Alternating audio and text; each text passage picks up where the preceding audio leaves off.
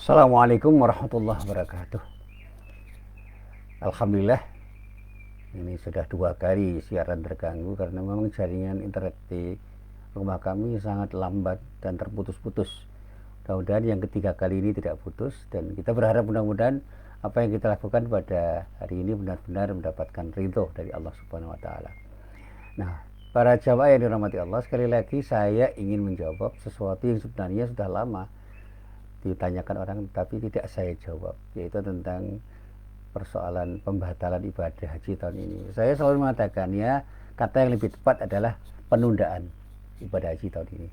Dan kita terima aja, kita ambil hikmahnya, karena kita ini bukan pengambil kebijakan. Kita bergantung pada pemerintah, yang pemerintah Indonesia dan pemerintah Saudi Arabia.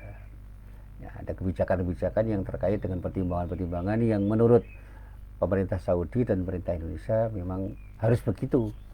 Jadi apapun dibuat, kita ini adalah orang-orang yang diatur, dan apapun aturan yang dibuat oleh mereka yang mengatur, ya kita taati saja. Dan insya Allah niat kita di dalam haji benar-benar sudah dicatat oleh Allah sebagai niat yang akan mendapatkan pahala dari Allah Subhanahu wa taala. Amin.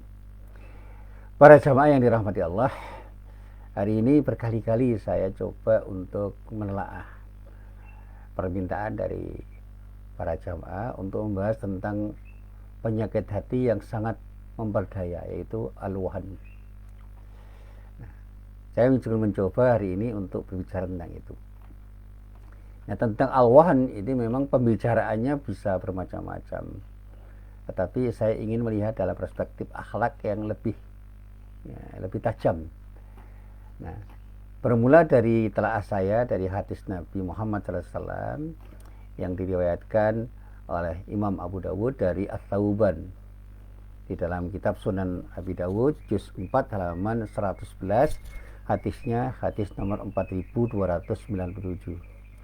Di dalam hadis itu dikatakan bahwa Rasulullah itu pernah bersabda dengan sabdanya, yushikul umamu an tada'a alaikum kama tada'al akalatu ila qas'atiha.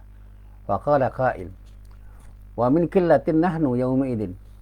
Qala bal antum yawma idin katsir walakinnakum ghutha'un ka ghutha'is sail. Wa la yazaghanna Allahu min suduri aduwikum al mahabata minkum. Wa la yaqdhifanna Allahu fi qulubikum al wahn. Wa qala qail, ya Rasulullah, wa mal wahn? Qala hubbud dunya wa karahiyatul maut. Nah, para jamaah yang dirahmati Allah, Rasulullah itu mengingatkan kepada kita. Dari hadis ini kita bisa memaknai ini peringatan dari Rasulullah. Hampir saja bangsa-bangsa itu berkumpul menyerang kalian sebagaimana mereka berkumpul untuk menyantap makanan di nampan. Ini peringatan untuk umat Islam. Satu saat di satu tempat tertentu kita mungkin jadi bangsa yang besar, tetapi diserang oleh sejumlah kelompok, sejumlah orang, seperti ketika mereka itu menyantap makanan di nampannya, kita tidak berdaya. Nah, terkait dengan sabda Rasulullah itu, salah seorang sahabat ada yang bertanya. Apa pertanyaan salah seorang sahabat itu? Apakah karena sedikitnya jumlah kami pada saat itu, ya Rasulullah? Nah, atas pertanyaan dari sahabat itu, Rasulullah pun menjawab, bahkan pada saat itu jumlah kalian banyak, tetapi kalian seperti buih di atas lautan. Sungguh Allah benar-benar akan mencabut rasa takut pada hati musuh kalian, dan sungguh Allah benar-benar akan mengunjamkan pada hati kalian rasa yang disebut wan, penyakit wan. Nah, kemudian ada seorang bertanya, ya Rasulullah, apa yang kau maksud dengan wahan itu? Nah, kemudian Rasulullah menjawab, cinta dunia dan takut mati. Ini sangat populer hadisnya. Nah, para jamaah yang dirahmati Allah, hadis ini menggambarkan ramalan Rasulullah, prediksi Rasulullah sallallahu alaihi wasallam, bahwa pada suatu saat nanti di tempat tertentu, ya mungkin di dunia ini saat ini, umat Islam akan terjangkiti satu virus yang sangat berbahaya, lebih berbahaya daripada virus corona. Virus ini pula yang menjadi penyebab umat Islam menjadi bulan-bulanan umat lain, artinya menjadi orang-orang yang dikendalikan oleh umat lain. Kita tidak menjadi pemenang, tetapi menjadi pecundang, di mana kehidupan kaum muslimin pada saat itu sangat jauh dari nilai-nilai yang digariskan oleh Allah dan Rasulnya. Nah, para jamaah, Dari hadis ini tergambar bahwa tidak ada seorang pun sahabat yang menyangkal apa yang dikatakan Rasulullah.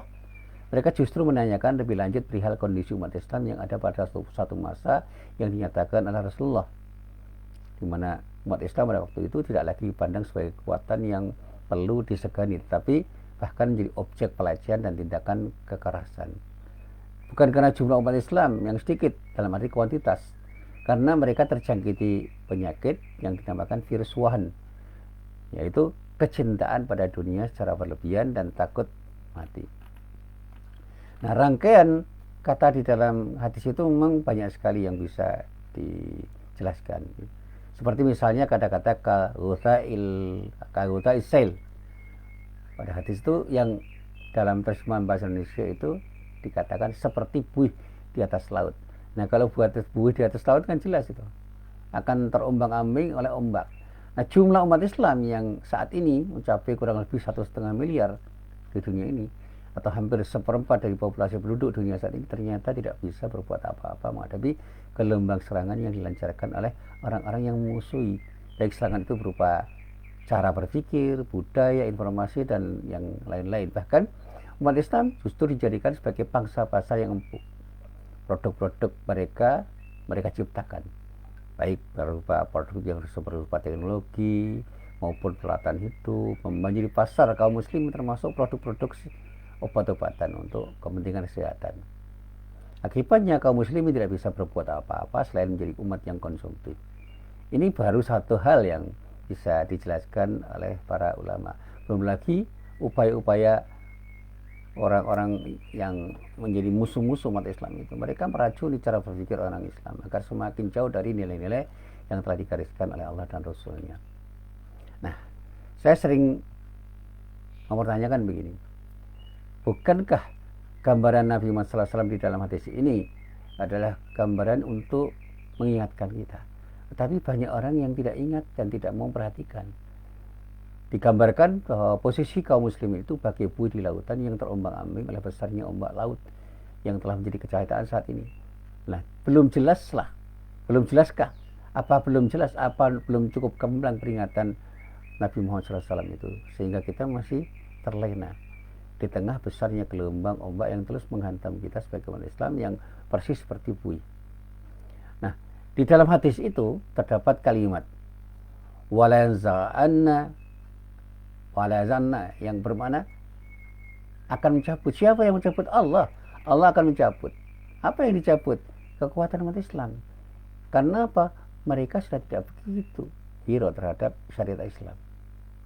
Kaum muslimin telah jauh dari nilai-nilai yang telah ditetapkan Allah, dan mereka begitu cintanya pada dunia, lalu Allah mencabut rasa takut pada musuh Islam, dan kaum muslim tidak menjadi orang-orang yang kuat, dan bahkan mereka tidak punya kebanggaan sebagai muslim. Dan kita bisa melihat betapa sepak terjang orang-orang yang mengendalikan orang Islam, dengan enteng mereka mempermainkan kaum muslimin.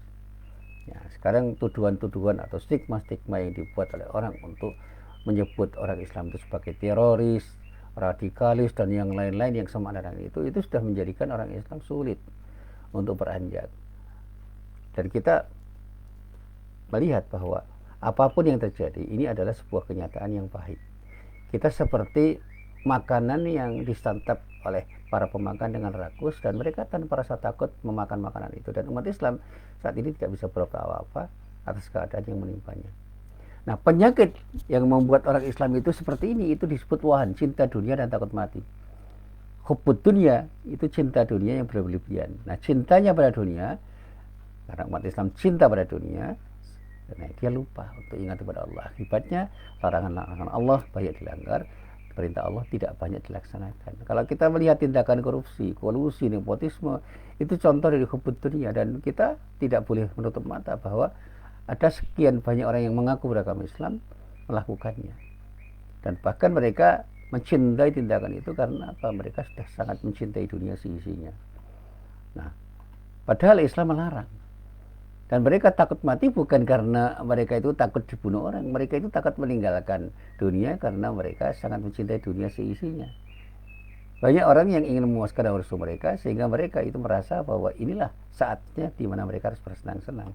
Dan ketika katakan bahwa pada suatu saat Anda akan mati, mereka takut juga. Karena pada saatnya mereka akan meninggalkan kesenangan dunia yang sedang digandrungi. Sehingga kata karahiyatul maut, takut mati, merupakan buah dari sifat hubud dunia, di mana kecintaan yang berlebih terhadap dunia seisi itu membuat orang takut berpisah dari kehidupan dunia yang sangat dicintai, dan orang bisa melupakan kematian yang pada saat akan menjadi sesuatu yang pasti akan terjadi pada siapapun. Saya selalu mengatakan mati itu kan sangat mungkin terjadi pada siapapun, kapanpun, dan dimanapun. Tapi banyak orang yang lupa bahwa kematian itu akan datang tiba-tiba. Nah, para jamaah yang dirahmati Allah, saya ingin mengingatkan pada bagian ini. Mari kita buang jauh-jauh keinginan kita terhadap dunia seisinya itu dengan tanpa batas. Kita boleh mencintai dunia sebatas yang mungkin kita cintai dan bisa melahirkan kemanfaatan untuk mendekatkan diri kita kepada Allah. Dan kita nggak usah takut mati, padahal banyak orang yang takut sekarang ini. Kita nggak usah takut mati, satu saat kita akan mati. Kita tinggalkan dunia seisinya itu untuk kemudian kita bertanggung jawab kepada Allah apa yang telah kita lakukan selama kita hidup di dunia. Pahami dengan baik apa yang menjadi aturan-aturan Islam itu, kemudian laksanakan. Bangkitlah menjadi orang-orang yang ingin selalu berislam dengan baik. Sadari bahwa hanya ada satu cara hidup yang dituntut dengan Allah, yaitu agama Islam. Mari kita berislam dengan sebaik-baiknya. Dan kalau kita mau merenungkan dengan perenungan yang dalam, hadis yang saya sebut tadi itu merupakan hadis yang memotivasi kita untuk segera kembali kepada Islam dan tinggalkan apapun yang harus kita tinggalkan ketika kita mencoba untuk bersama-sama orang-orang yang mencintai dunia secara berlebihan, sehingga pada saatnya insya Allah umat Islam akan menjadi pemenang ketika mereka betul-betul mencintai Allah dan betul-betul ingin beribadah kepada Allah dengan benar, karena mereka akan menjadi kekuatan yang benar-benar ditakuti. Karena apa? Semangat jihadnya itu tidak akan bisa dikalahkan oleh siapapun, dimanapun dan kapanpun. Dan inilah yang mesti kita coba untuk kita tinggalkan virus Tuhan. Jangan pernah mencintai dunia secara berlebihan, dan jangan pernah takut meninggalkan dunia seisinya.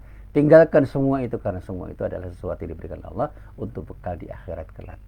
Inilah apa yang bisa saya sampaikan. Karena ini ada gangguan internet, saya berharap mudah-mudahan semuanya bisa kita atasi. Assalamualaikum warahmatullahi wabarakatuh.